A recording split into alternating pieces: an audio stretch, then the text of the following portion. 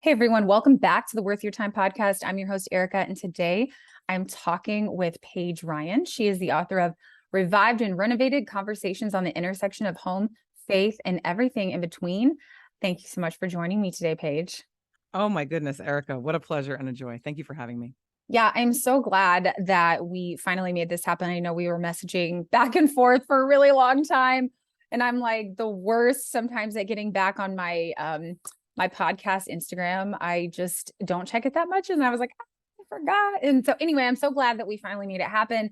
And I've just enjoyed looking at your book and sort of looking at some of your history.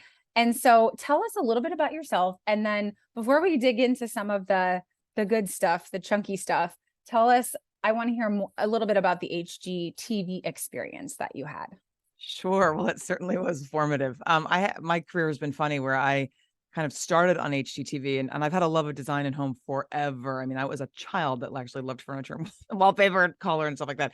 But as I kind of came up in the world and began my career, I actually wanted to be an actor first. And my agent was like, this is not happening. But my husband and I we flipped houses before anybody did that, before that was a thing. And we bought like the only house we could afford, which was a dump and had termites and everything and redid it and loved the process. He fixes everything. And at that point, I just sort of like had the sort of the aesthetics in mind. And then so I got a couple jobs on HGTV, some pilots here and there. And then I got hired for Hidden Potential. And was on the show for 5 seasons, and it was actually pretty incredible. It was the dawn of the era of home shows. I think there were only a couple of home shows, like Trading Spaces was the only one before that really took hold. And it was just a fascinating, informative experience for me, even creatively, because the format of the show was that I'd be introduced to a family, and then on the day, I would be told, you need to remake these homes for a family. You never get to meet them. And then on the day we shoot the show, you're going to like show them what you designed. So I'm like, no, doesn't work for me at Yeah, that'd all. be hard. Yeah. So I'm kind of launching into the nitty gritty here, but that really formed my ideas that the home is about the homeowner and their story. And so I Mm-hmm. kind of had to lie to my producer and get the phone number, but behind his back. But I would start interviewing these families, and I think that intimacy with them helped me do the work. And I don't know another way to do design work. Yeah, that makes so much sense. I mean, I've heard like people that do cakes or other work like that, like they take so much personally when they're creating it. They're making it for a specific person. It's not just a cake. It's a really specific piece of art for a specific person or event. And so that makes a lot of sense to me. As a writer, I'm a creative in that way. Sure. So that's really cool. So yeah, I was going to say that seems like that was the kind of the very beginning of the home show, like extraordinaire. I am sure you probably met lots of people and sort of kind of bumped up there in name ID. How was that? Was it sort of like, did you feel like you were kind of getting famous in a way? It's funny. I sort of in my brokenness, I wanted to be just a rich, famous designer. That was really, Mm. and I feel like the Lord actually wanted more and different for me. And I'm so glad. I mean, in some ways, my walk of faith is just recognizing that I never know what's best for me on repeat. But I wanted fame, I wanted wealth, I wanted all that stuff. And I feel like I had a glimpse of the TV world is a really hard world. It's nobody's married, nobody has kids. And so there's That like would be hard. yes, it's challenging, man. Joanna Gaines and Chip, but they weren't here yet. And I was married and I didn't have any children, but that was a novel thing. And then I had a baby in my contract, and my son's almost 15. So this is 15 years ago, and it was like I was like a I was like a zoo animal. Like I was Oh so my bizarre to gosh, be that's so pregnant and then be interesting. nursing and all this kind of stuff was very unique. So, and again, they didn't let me talk enough, Erica. And I hope that you don't walk away from this thinking you need an editor. But I felt like I never got to get these long form conversations about the home, and they Uh, just wanted these little sound bites like blow this wall out and this. And we wanted to kind of make almost every project almost the same in terms of the language and the process and what people wanted. And I just think our homes are way more unique and special than that, and they deserve sort of more nuance. yeah. So you're like, you're thinking like, you're probably not like a ultimately best at the TV thing. You're probably best, in these individual spaces where you can actually have long conversations with people and you can actually, you know, do the art the way that you want to do it. Well, yeah, I mean, if people ask me all the time, do you want to get back to TV? I mean, I like to talk. I sort of like, if you follow me on Instagram, I have a lot to say about this matter. I don't think I'll ever stop talking about it. But I think it does deserve a lot more sort of sensitivity, and like, it's really about mining your story and sort of what you want to express, not to mention fully serving our purpose and our vocation in our homes. And so much of that, there's not time on TV for that. And it's hard to find a sponsor to like talk about vocation and purpose, Yeah. what advertisers are really supporting that messaging? Not much. So yeah, I mean, I think it like, I think that my hope, I don't really watch the network anymore, probably because of my ego, but I think if anything at home, we need a little bit more nuance. Like I wrote a book before Revived Renovated, and it was in my mind, and I think this is true, the first home book without any photos, because I think we have to take a step back from all the visuals, all the photos, all the inspiration, and actually go inward. And so that, I don't think that makes a great TV show, but but I think it's Well, true. But I think it's I true. mean, but it does make a good book, and it, Mm. potentially good podcast. So, they are different mediums, but so it's interesting that you say that you wanted the fame and the wealth and all of that, because Oh, yeah. I feel like a lot of times I'll talk to people and they'll say, like, authors usually, and you say, "Oh, I wasn't expecting this at all. It was all God." And I don't always identify with that, because I can kind of understand the idea of like, well, but I'm doing this for a reason. Like, I'm trying. Like, it's not like I'm, a passenger on this journey. Like, I'm actually taking action to make this happen. And so, how did God sort of like get you out of that mentality of wanting that and then finding peace in a life without it? So God has always inserted himself, sometimes without my seeking. And this is, I do feel it's truly best without my seeking him, knowing him, and again, even looking for him. But I feel like I've been very blessed. I was just pondering this morning as I dropped my 15-year-old off at the subway to go to high school, that I did not think we could have children. And so when I got pregnant, it was an utter shock. Didn't think I could have children. Didn't menstruate for 4 years and have a long history of totally abusing my body. So I just figured that was the result of that, and so on and so forth. But when I had him, TV network was not happy, and my career was not going to continue if, I mean, I was a very large pregnant person. I'm 6'1", and so already they were doing so many things to minimize my size, when every other man, every man would like look small next to me. And, anyway, so that was Oh, already complicated for the producers. A lot of Apple boxes. But I think when I had my son, it was a time to I was almost like a slap in the face of, what do I really want from my life? And I wanted him. I mm, wanted him. And then I wanted another. And so I feel like uh, it shifted focus about what I really want in my life and what I want out of my days. And I did realize that like family life and TV was a really tough combination. I stuck it out for a little bit. I probably worked in and out of pilots and little projects in here until I had my third son. But you can't really have a sick day when you've got 50 people coming to set, you know. And my first son also, God bless him, he was a surprise. And then he was a sick toddler. We were in mm. hospital and all kinds of stuff. And, praise God, miraculously, he grew out of his issues. But that was also like, I feel like God pulled me out of that work. You have to be in the ER with this child. Everything Right. else has to go. That's it. Yeah. It's very clarifying. And I've talked Yeah. about this with other parents of children with different illnesses, whether they're long-term or it clarifies everything. I can't imagine. So you didn't think you could have any kids, and now you have three? I have 4. Oh, you have four. Oh Yeah. my gosh. Are they all boys? I have 3 sons and a daughter. Okay. So the daughter is the youngest. Yes, she is. Oh my goodness. So how old are they? So my baby is 8, and I have a 10-year-old son, a 12-year-old son, and a 14-year-old son. Wow. That's Like, amazing. a Well, lot of order, which nothing in my life has order except for that. oh my gosh. Yeah. Well, Everything. 4 kids also in life is a little chaotic, but I Yes. have 2, but so I'm only halfway there. But well, that's really interesting. So where along this journey, I know that you converted to Catholicism at some point. So kind of give me the backstory on your faith life and conversion to Catholicism. Oh, it's long. I'm gonna try to make it too long-winded, but I came into recovery pretty young. I was 22, and actually we didn't. I haven't mentioned that before, but I met God in recovery rooms. Okay, Recovery that's how I rooms, you met had the an eating Lord. disorder, and then you dealt with alcohol. But we're gonna get into that too. But go ahead with the faith story, and then I'll ask about that. Right. So that I was just a hot mess, and that's where God met me. And so I had no faith before that. I was pretty much raised in a secular way. My parents, I think, faith had kind of fallen out of our family life in previous generations, and I think they wanted the best for me, and what they thought was the best for me was high achievement and really going for it. And so I joke around that like I really went for it. I got a scholarship to play basketball at an Ivy League school. on paper, everything looked amazing. And within 3 months, I was in 3 recovery programs. Oh my So gosh. it kind of crumbled. And I think for some other kids, it could have worked out very differently, but for me, that's just how it worked out. And then in recovery, it took me a long time. I just felt at some point, maybe 10 years into recovery, that the Lord was revealing himself. And there's many things I could share with you about just how I just felt called. I was not at all looking for Jesus. I wasn't interested. To me, that my recovery, the spiritual recovery, was but a power greater than myself. And that was enough for a very long time, until it just wasn't, until I just felt called and led. And then I also learned in recovery that you are sort of drawn to people who have what you want spiritually and emotionally. And I was more and more drawn to these people spiritually, emotionally, that had a deep and profound Christian faith.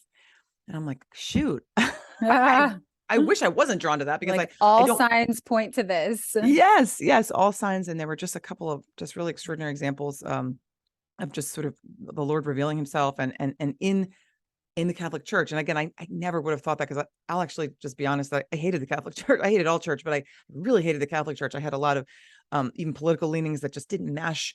And I really struggled with that. But I feel like one by one, the Lord just softened me. And also, because of my recovery, I'm very open how much I hunger for the Lord.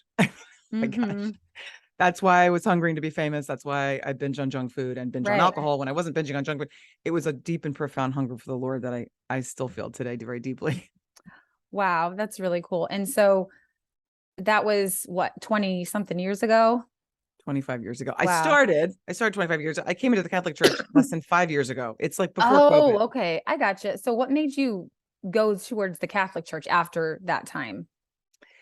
So in recovery, for me, one of the most, there's a lot of reasons, but one of them that comes up, like the thing that pops up first when people ask me this, is that there's in the recovery program, there's a process of inventory making, and then amends making. And I saw a real parallel in the Catholic Church, in the sacrament of reconciliation. Hmm. And in general, like, being a Catholic is hard work, meaning like Catholics love to, like, there's a lot of stuff. And in recovery, I feel like I like to have I like assignments. Like, it became a Right. thing where I'm like, I got work to do. And I actually think in all of Christianity, but even the Catholic Church, we don't talk about that enough. But like, we have to work on ourselves. And if Agreed. we have discomforts, resentments, relationships that suck a little bit, we've got to turn the mirror in there. And the scripture says that over and over again, that we have to Right. look and see, what work do we have to do. And I still have so much work to do. And now I think I'm old enough in the program. I'm about 25 years old. and Godspeed. I now, when I have strife and struggles in relationships, I'm like, all right, where's my work? No, Because the other I person's not agree gonna with change. you. Like I agree with you. I think it's so you can think about something, and I guess it also depends on your personality type, the kind of person that you are. But for me, in those moments where I need to fix something, it's like I can't just think about it. I have to write it down. I need to, have a plan on how I'm going to tackle this. And I think that is one reason a lot of people are drawn to Catholicism, or I've think people have been converting somewhat to Anglicanism, which is similar in some ways. And just some of these places where there's like the liturgy and just the processes that you take to sort of cement your commitment. And not everyone likes that, but for some people, it really helps clarify things for them in their relationship with God. And I totally understand that. So let's go Can back I a speak little. to that point? Oh, Can I speak to that point for sure. 1 second, though, Erica? Yeah. Because this is related to your work, and I know the work that you've done. I really like that the Catholic Church says it is your holy obligation to attend Mass every Sunday, because Mm, to me, it is my holy obligation to attend meetings for the rest of my life. And I don't have a choice, and I don't feel like it. I never want to go. I never feel like it, but I have to go because that's how I stay sane. And for me, I respect the church says this is your obligation, because as human beings, we want to do what feels good and what feels comfortable and what's convenient. And church is it's almost never convenient, especially with 4 kids in sports. So oh that's just yeah. another dimension. Like, whereas I think some people don't like that. For me, I would be at brunch on my 5th mimosa on Sunday morning, were it not for the holy obligation, you Right, know? right, right. Well, that's a good point, because I'll tell you, I'm learning how to talk about this better. But, when I first started talking about church and the importance of church in the lives of women, I got a lot of pushback. I still get a lot of pushback of people say, well, you don't have to go to church to be a Christian, which I know, I know what it means to be a Christian. But there is so much deeper and behind the reasons that we attend church, which again, people like to point out to me, church isn't a building. And I'm like, I know it's not a building, but the people are in a building. So you have to be there to meet with the people. And so, I don't know that there's a similar thing in sort of like the non-denominational or evangelical space, but I like it. I like that what you're saying, and it makes sense because it is like those rituals and things. It is a grounding. It is a place to come back to and to always be able to come back to. So I love that. So I want to talk with you about the eating disorder. I told you when we hopped on here that we have a lot in common in that I had an eating disorder for many, many years. I've heard you say like some of yours was binge eating, and that was a big part of mine too. So tell me, like, how did that develop in you? And then how did you, like myself, sort of transfer it onto alcohol later in life? Oh, yeah. Yeah. I would say my earliest memories are of just seeking comfort through excess food. I mean, as a young child, I mean, I'm a big person, so I think when I reflect on my story, like I was perhaps hungrier than other people, and nobody seemed to like be cool with that. But I got a lot of feedback for the fact that I was a big eater young in life, and I look at even my children, and some of them are big eaters and some are not. But I just was always hungrier than there seemed to be enough food, Mm. and within, maybe even middle school, I just was like hiding and eating food, and it was food for comfort. And I realize now it was really a God-sized soul. God did build me as an extraordinarily sensitive human being. I have sensitive skin. I have a sensitive heart. I have a bleeding heart. I feel pain of my own, and the world, and I'm suffering of the world. I'm very sensitive to. And I realize that even just going and self-conscious and nervous and, all those things, but I can muscle through that sometimes when I try to fill. And I did that for a long time. And then in high school, it was just like a binge starve pattern. And then it just got worse and worse. And I was an athlete, and all kinds of things got messed up there. And in college, I realized that alcohol had almost the same effect of kind of numbing me out and almost pretty much making me black out. But it was socially acceptable. I got a lot of positive feedback from it. I actually got, I mean, I was crazy. It was funny. I did all kinds of weird stuff. So I felt like alcohol was like, if I could catch the wave and start drinking, then I could kind of stave off the eating. And actually, when I came into my first food recovery program, I mean, this sounds crazy when I say it, but I really thought this was okay. I would be at home in my apartment trying not to binge, and I would make myself a pitcher of gin and tonic. And I really thought that I could that was how I made it. That's how I made it. Mhm. And I mean, in my mind, there's an expression in recovery, like you're just taking another seat on the Titanic, you know? Right. Yeah. Totally. I get that. Hunger was very intertwined for me with alcohol because it would be like, getting to be dinner time and I didn't want to eat. Like, is that whole like I don't want to eat. I have to think about like I don't want to eat too early, just weird rules. But I was like, well, if I had a drink, like, well, then I wasn't hungry, And so Yeah. that I would never drink if I wasn't hungry or I didn't have an empty stomach. And so it was very parallel or related for me as well. Yeah. I think yeah, no, they're, it's just pouring a lot pouring a lot in. And I find that to me, ironically, I often ended up in the food, even if I went to alcohol too. But I had this belief that alcohol kept me away from the food. And then Mm-hmm. alcohol and food, I did damage to my body in both areas there. Right.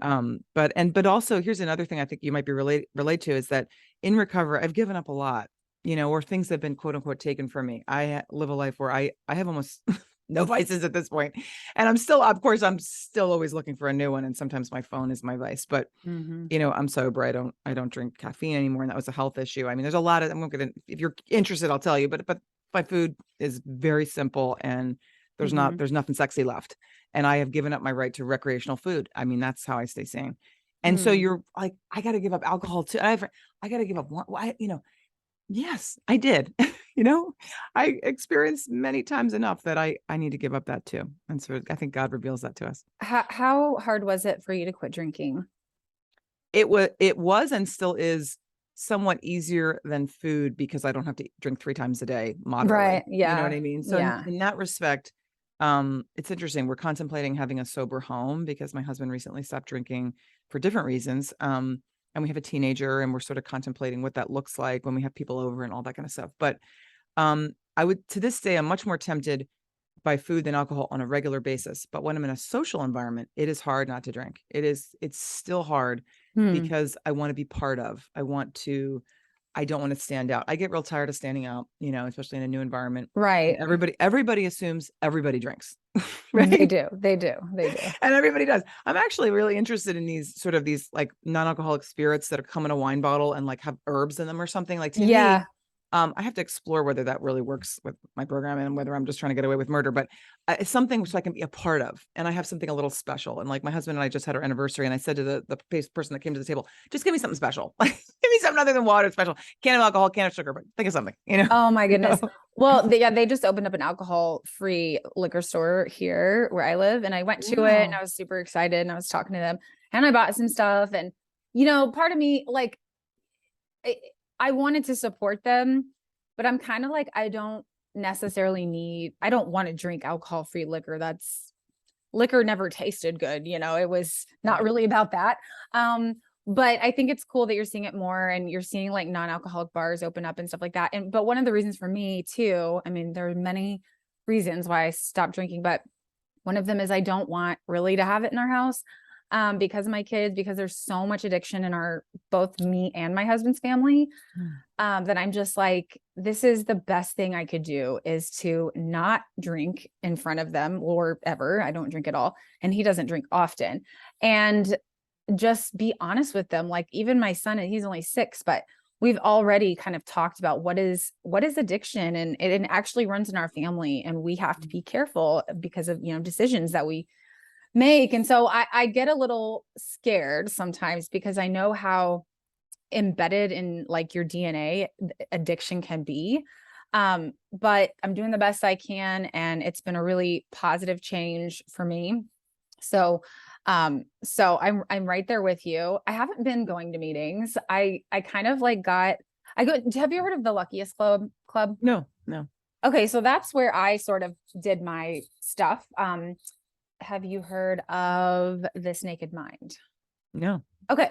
Mhm. Well, I feel like there's like people that are like in the AA world, like you're in the AA world and not as much on the online recovery space, but I just started there. So anyway, so I used to go to meetings with them, and now I haven't been going, and I haven't felt like I needed to, but I'm like, it's always there if I feel like I need to go back. Sure. Um, okay, so what through your recovery, um, like what are some of the takeaways? Like, I mean, I know that's a big question, but like looking back, getting through all of that, like what changed about your life, and why are you glad that you did it?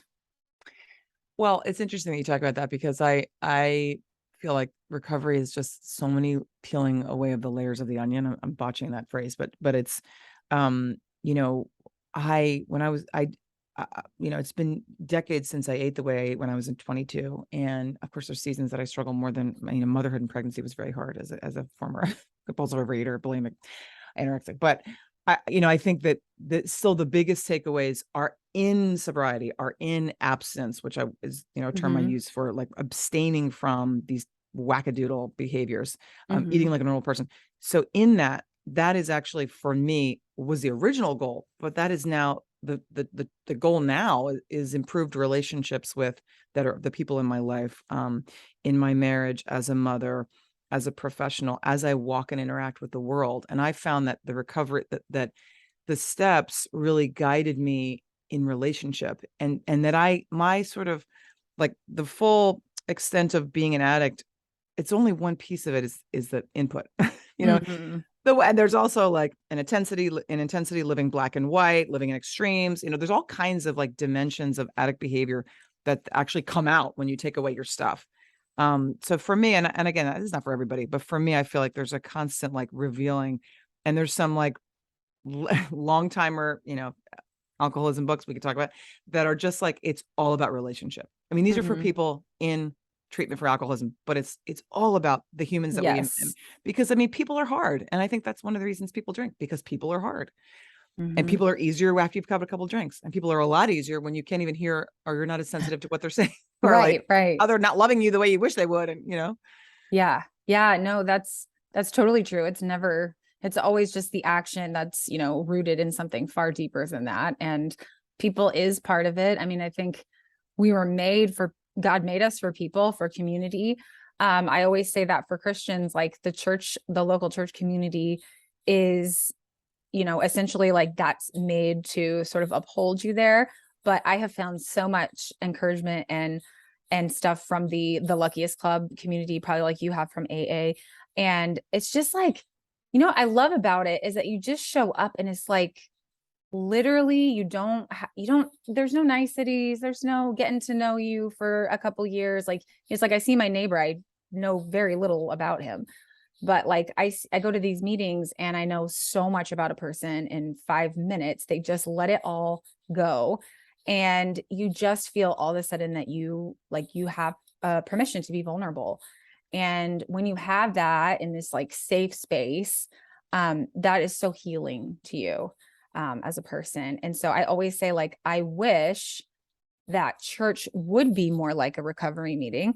That is one of my goals, is to make it more that way. I've been very open with my church about my struggles. Like I spoke in front of my church about giving up alcohol, mostly because I wanted to get up there and be like, this is me. Like, you're not alone, whatever it is that you're struggling with. Like, I think we need to be open about that, especially for like leaders of some kind in the church, because people might have looked at me like I was this girl who had written a book, and they would, my pastor would even like be like, Erica wrote, another article in the Wall Street Journal, which totally embarrassed me. But like, maybe they looked at me and thought, well, she's got it together or whatever. And I was just like, no, I don't have it together. And I'm up in front of the church, like crying my eyes out. And that's because I want church to be, oh, whoops, somebody's calling me. Oh, sorry. That's because I want church to be more like that. I want people to open up more. I want it to be a place where it's like, it's safe. You can be who you are. You can just bring it all and lay it down. And that is sort of my message about how I think church needs to be. How do you feel about that? Do you agree?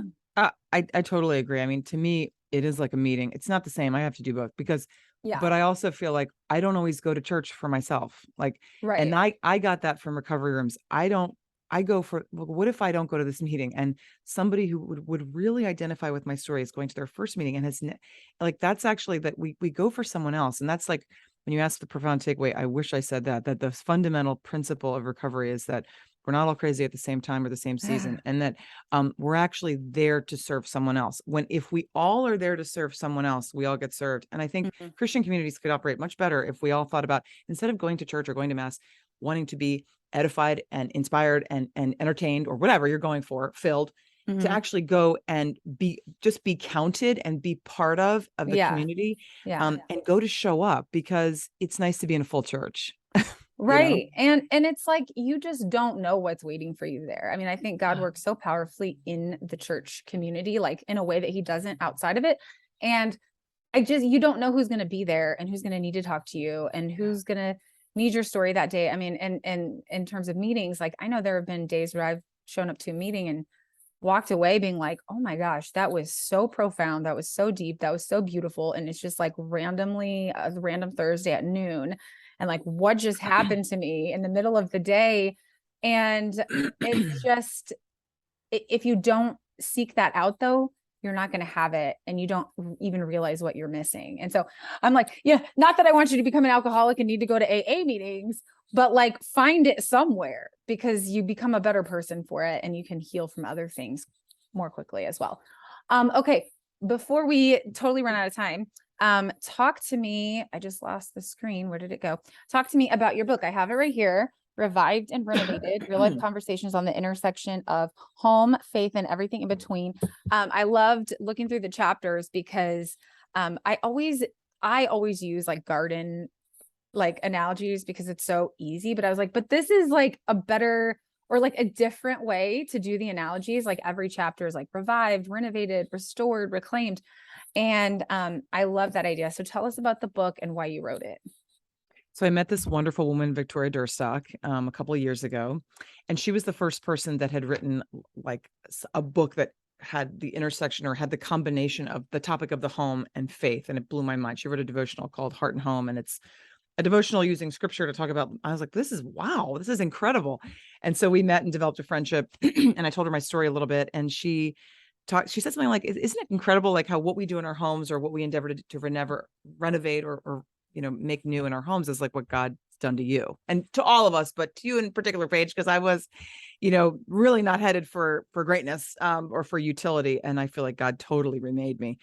And so I said, yeah. And she said, let's make a book out of it. And so during COVID, we actually we made an IGTV series, and where we had these conversations. We picked a word that had a duality in the home and in the walk of faith. And like recovery is one of the best words. It's the last chapter, but I love to recover things with fabric. I think recovering something is like, it's the gateway drug of DIY, because all you need is a staple gun and a fabric remnant.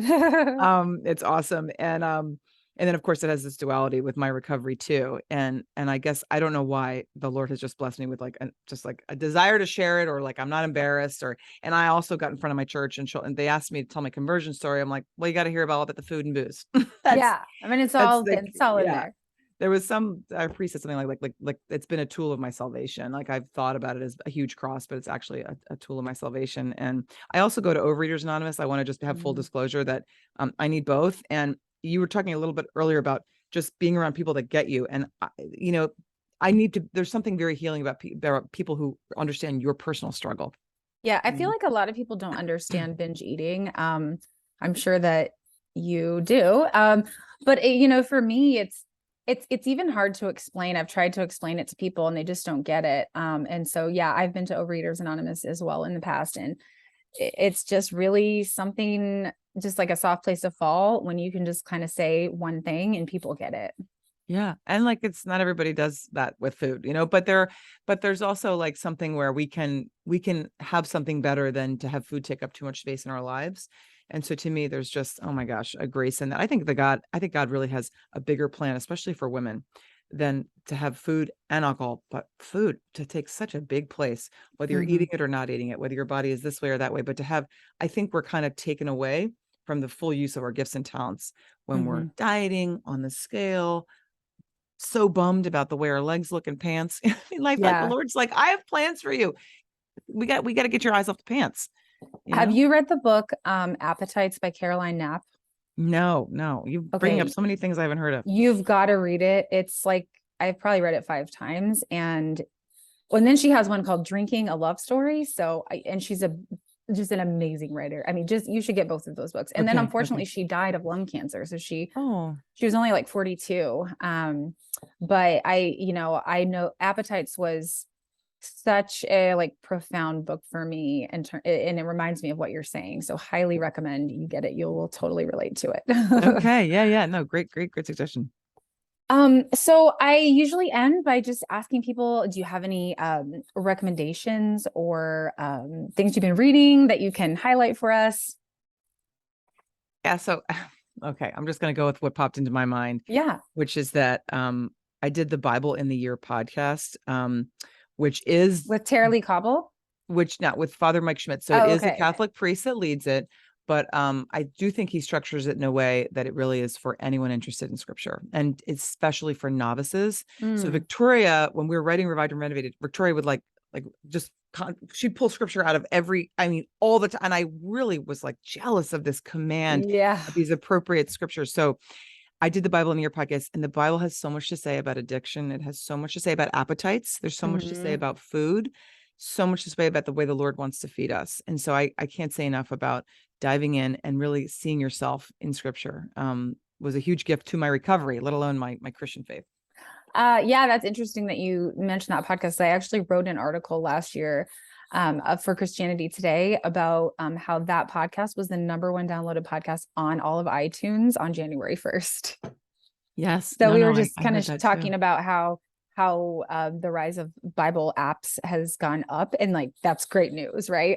It is good. It is the proverbial good news. No, and I did not anticipate that I would be seeing so much of myself. I mean, Mark 5 to me is an addiction. It's a story of addiction, and I meditated on often. Okay, now I'm going to go read it as soon as we hang up. Okay. Mark 5, everybody. Anything else? Any books? Anything? No, I think I'm drawing a blank right now. I will say just on the home topic, Sally Clarkson, Life Giving Home is my home Bible.